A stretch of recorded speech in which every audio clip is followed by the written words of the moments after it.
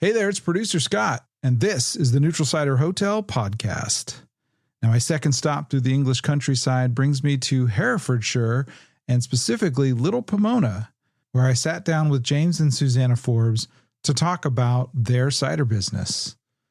We get into the things they've been working on for the past year, some of the new stuff they're working on this year and looking into the future. We also talk about some experimentation that they've been trying, including some new products outside the cider category. And of course, soon after I recorded this conversation, they announced a new product that they want to launch, which is vinegar.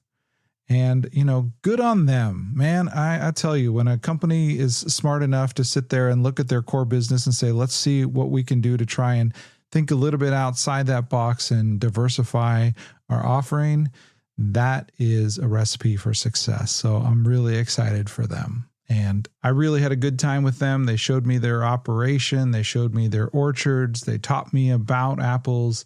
And man, I appreciated everything. They're just such wonderful people. And the juice they make is absolutely delicious. So if you ever get your chance to get your hands on some of Little Pomona's ciders, I highly recommend you do it. Now, I know in the States it's a little bit harder to get than those in the UK. So for those of you, I did reference a website in this interview. I said Ancho, but I didn't really give the URL. So let me do that now. Their website is Ancho, ANXODC.com. When you get to that website, look for the imports button, and then you'll see a lot of great UK ciders, including Little Pomona, Oliver's Cider, and Ross on Wye. So there you go. One little bit of news I want to get in on this episode as well, because it happened pretty recently, is that there is a kind of legendary cider maker here in the States named Rev Nat. We had him on the podcast, and he announced recently that after 12 years of doing cider, he is calling it quits, which is kind of devastating, I think, to the space, especially the American cider space, because he's such an inspiration. He's willing to get out there and experiment and make new things and try different things. And I think a lot of people really appreciated his ambition. So he will be missed. And if you want to try and purchase some of his cider before it's gone, go to revnats.com. That's REVNATS.com. Okay, that's enough of me yammering. Let's get to this episode. Here it is, James and Susanna from Little Pomona on the Neutral Cider Hotel podcast. Special check-in episode.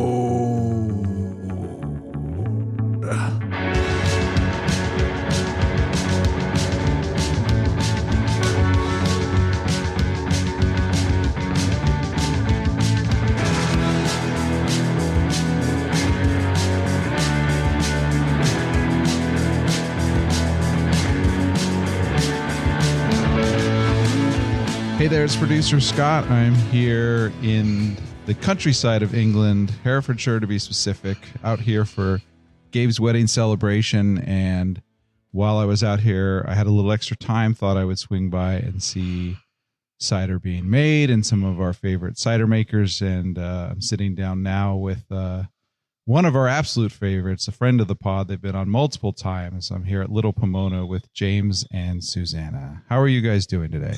Doing really well, Scott. Thank you very much. Yeah, it's lovely to see you here, and hello to everyone out there. Lovely to see you as well. You've been so hospitable, and I've enjoyed my time here so far. And I just thought it would be nice to catch up since the podcast has been on a little bit of a hiatus, or maybe a lot of a hiatus, and see how things are going. So first question is kind of a check-in. I think we went on hiatus about 14, 15 months ago now. So what's been going on with Little Pomona in the last year and a half? Gee, Scott, I can barely remember what happened last week, alone a year ago. But no, we've been super, super busy. We've been kind of growing in terms of our production. So that's leaves us less days of each year to not be working. So we're working hard. But we've got some amazing ciders in the tanks and in the barrels and in the bottles. So we're really pleased. It's been a really fun time, really exciting time making cider with the brilliant fruit we've been able to source. So Each year we manage to work with some more fun orchardists. And last year we did a really fun project with 7 different orchards, but it was all Dabinet. So James and Lawrence, our cider maker, they fermented it all the same way. And then we got everyone together, the orchardists and a few key cider makers, and we tasted them all next to each other just to see what terroir is doing. So there's fun projects like that. And actually, you've come at a really interesting time because we're just starting to firm up our discussions for this year's harvests. The first fruit in is already here, the cherries.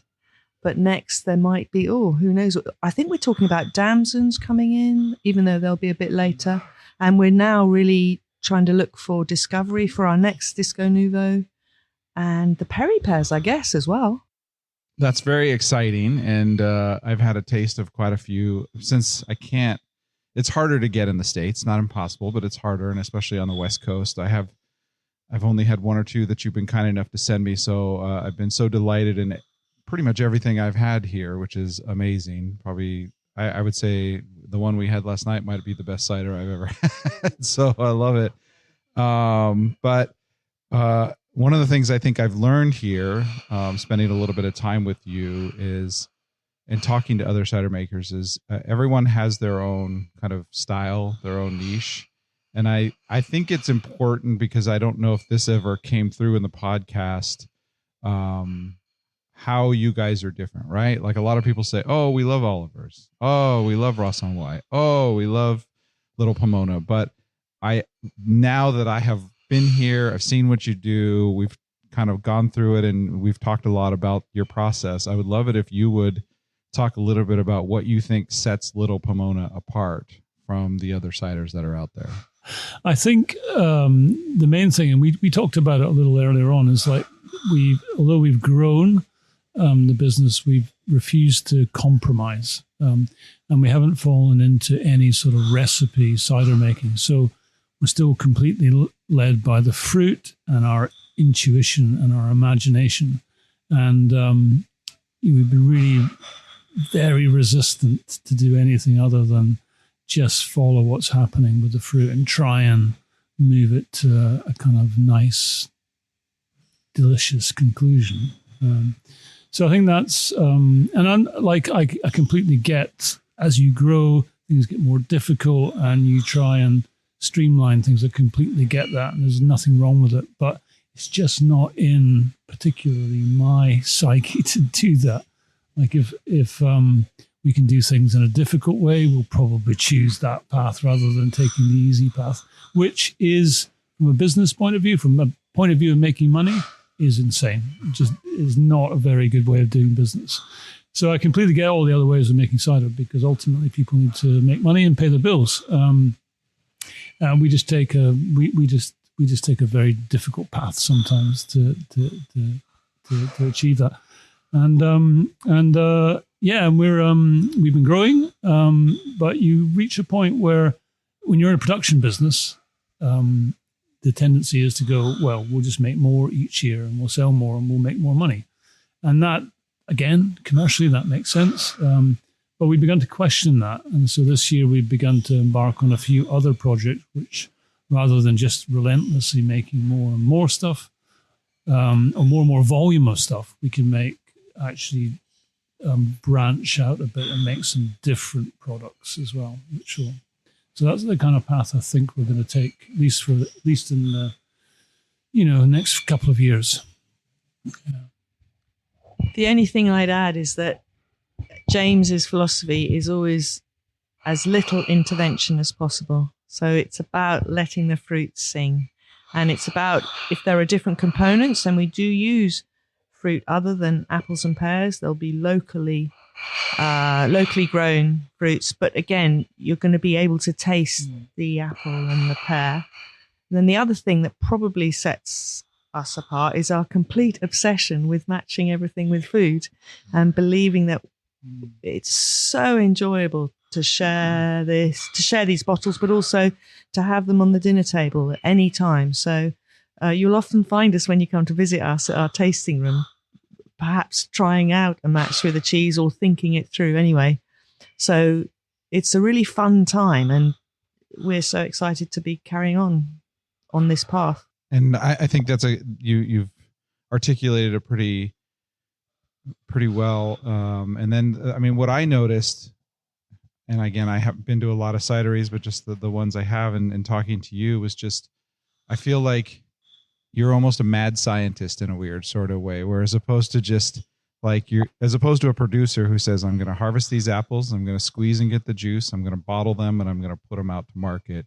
You're constantly thinking of blends. You're constantly tweaking the maturation of the juice. You're constantly doing slightly different things to always, it always feels like it's new and fresh and interesting, as opposed to someone who just makes something that everybody loves and then they just keep making that forever. We definitely don't do that. We make nothing that people love. and then if they like it a little bit, we never make it again. And it's not kind of deliberate. I mean, like, we're definitely not scientists. I mean, we use very little science. I mean, we measure sugars, we measure pH, but nothing else really. So everything is more about our intuition and our imagination. You said minimum intervention, and that's true, but we mean minimum intervention with chemicals and machines. But we intervene all the time with our minds and our hearts, and that for me keeps things fresh. And like, there's so much you can do with just fruit without the need for adding anything else.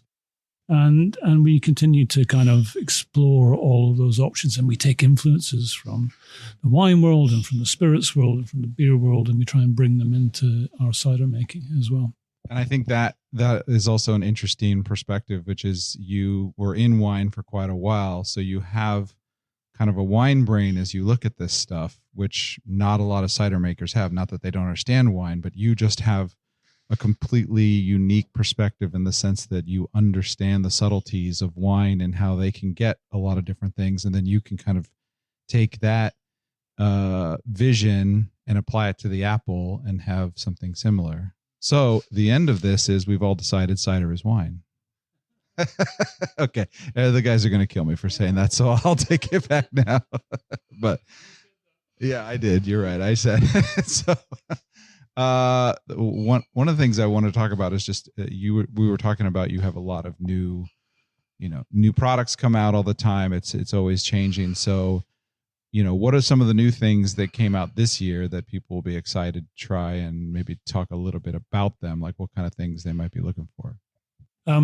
Yeah, we've been releasing lots of new, well, I think kind of things that are unique possibly in the world, definitely first for us. So, we've been expanding our champagne method program. So this year we've released the first rosé perry in the world. I think we're certainly the first rosé champagne method perry. We're about to release a champagne method perry, like a non-rosé one, which is the first for us.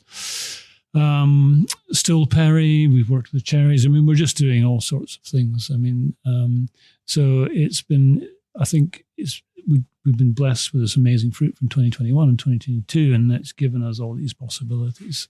And we kind of lucked out that we decided to expand just as you have a couple of great vintages. So we can do all these things. We have the space in which to do it as well. So it's been a lot of fun. And we have more to come. And of course, you'll be announcing those first and foremost on the Neutral Cider Hotel. Pretty much exclusively to the Neutral Cider Hotel, because we've got so busy with just the business of the act of making cider and the business of making cider that we kind of don't do as much promotion of the new stuff. It gets kind of released and it goes out there, but we've lost the kind of hoo-ha about it that we used to do. And we kind of probably need to get back to that. So if the Neutral Cider Hotel would like to take over that role, then we're very, very happy with that. Yeah, that'd be great. Unpaid, of course. Yeah. That's the way it goes. Yeah, you were talking about some of the fun ones that we've really enjoyed. We have been working a fair bit over the years with Egremont Russet as well. So Wading In was one of the ones that we tried last night. And this is the second iteration of Wading In. But just the flavours and the intrigue and I don't know, the mouthfeel of this, it's enjoyable on its own, or it's great with food. James, what do you think about Wading In that's made it quite special, the latest vintage? I don't know. I think it's just a really beautiful expression of the apple variety, and it's an amazing eating apple. But with this incredible depth of flavor, this perfume, this fruit, this kind of herbal quality. And all of that comes through fermentation, which is really rare. Like most, juice doesn't taste the same at the beginning as it does at the end. But a lot of the characteristics of that raw fruit translates into the final cider. And Egram Russet loves barrels, and we put it into some really nice barrels, and it picks up all the best influences of the barrel, but retains its own personality. So it's kind of, you get this lovely tension in the liquid that is really, it's just fascinating. Every mouthful changes, and it's like, it's a pleasure to drink. Okay, I want to make sure I at least shout out the one that, again, I've loved every single one I've had, but that cherry one that we had last night was just like stunning. So what is the name of that one again? So that's called Tiboldi Go, Who Mourns for Grapes. So Tiboldi Go is a Star Trek thing, as most people will know.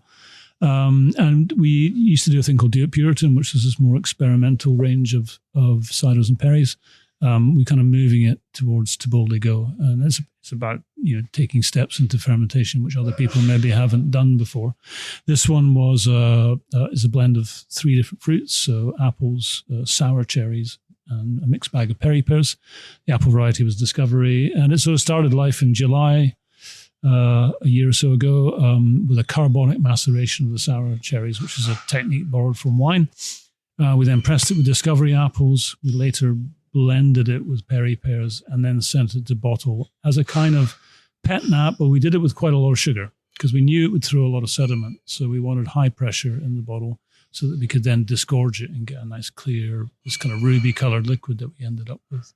So it was a kind of pure idea in my head about how these flavors might interplay. And I think it's been really successful. It tastes really, really good. It's a smasher for sure. No question.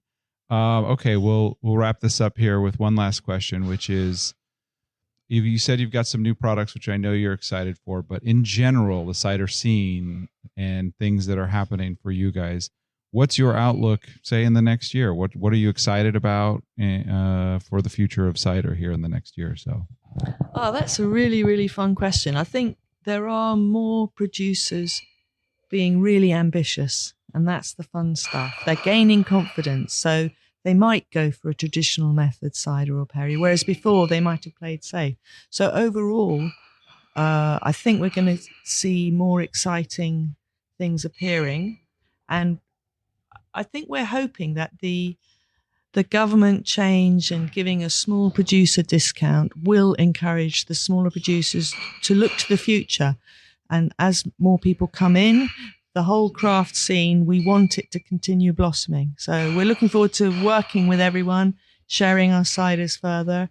And you never know, hopefully getting to the States as well. That would be really fun, wouldn't it, James? Absolutely. Well, for those that are interested in Little Pomona in the States, there is an outlet, and it's Ancho. They have a little online store. If you go to their website, you can find some stuff there, and it's definitely a great place to start because, like I said, you guys have, without question, some of my favorite ciders out there. So thank you so much for taking the time, and look forward to catching up with you again soon.